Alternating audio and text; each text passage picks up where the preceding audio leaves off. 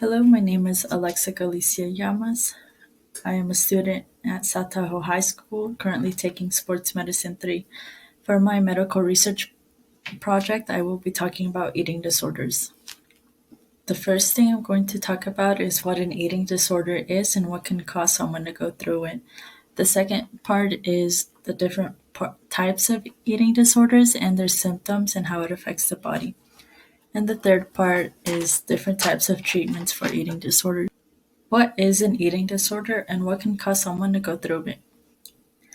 An eating disorder is an obsession with food, body weight, and or your body shape, which can cause unhealthy eating habits.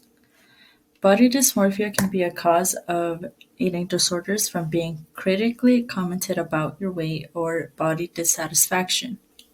Mental health can be another leading cause to eating disorder for those who have experienced anxiety, depression, low self esteem, or trauma from being abused in any way.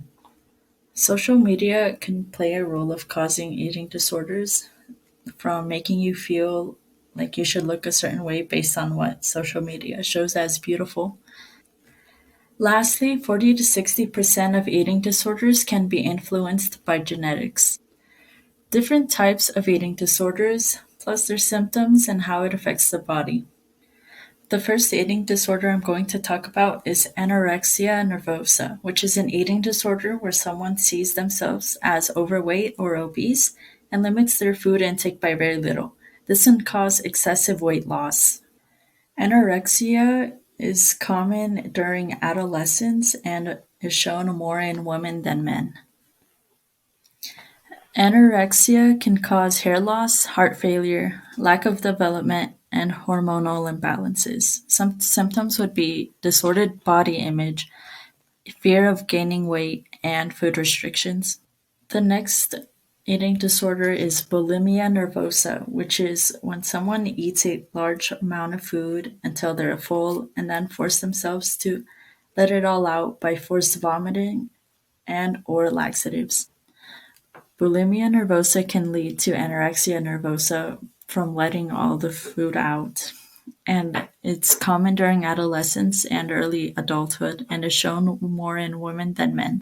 Bulimia nervosa can cause infertility in women and can elevate suicide risk to anyone and can cause cavities, tooth decay, and tooth sensitivity, while also diminished gag reflex and difficulty swallowing.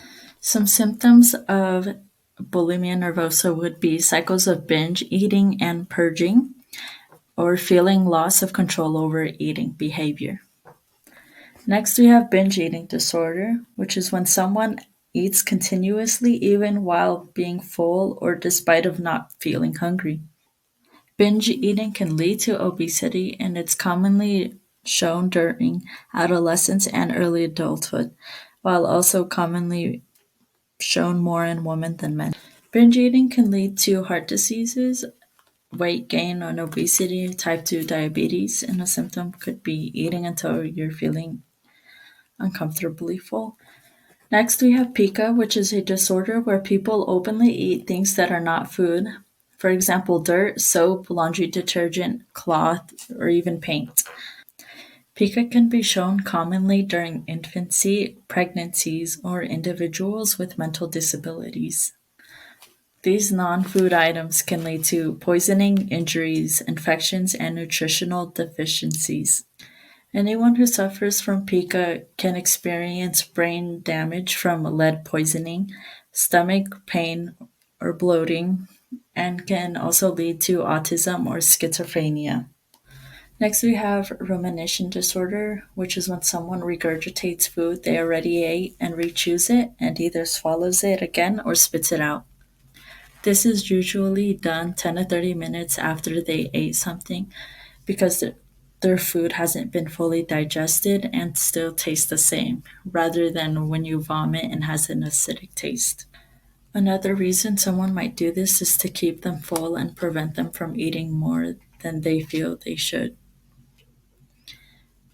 This can also cause malnutrition and weight loss. This disorder is commonly shown during infancy and adulthood, and for those who are Adults usually go through therapy to help them from doing this. Rumination disorder can cause headaches, dizziness, and or difficulty sleeping, bloating and diarrhea, and can rarely cause problems with your esophagus. Lastly, we have avoidant restrictive food intake disorder, which is when someone experiences disturbed eating from any of our senses. For example, they might feel like the food doesn't taste good, it doesn't smell good, or it doesn't look good. This can cause weight loss from undereating calories and is commonly shown in children under 7. Some symptoms would be disturbed eating or being picky about what you're eating. Different treatments for eating disorders. There are different types of treatment for every eating disorders. Here are some examples of those treatments. First, we have talking to a mental health professional who will provide psychological therapy for you and will prescribe any necessary medications. We also have a registered dietitian who will help provide meal plans for you if you are under eating calories and will help educate you on different eating disorders. You can also talk to medical or dental specialists who will help treat any of your health or dental problems that had occurred. And you can always reach out to your family and friends if you need any help. Thank you for watching my presentation on eating disorders. If you have any questions, you can email me at 22alexag1125 at ltusd.org. Thank you.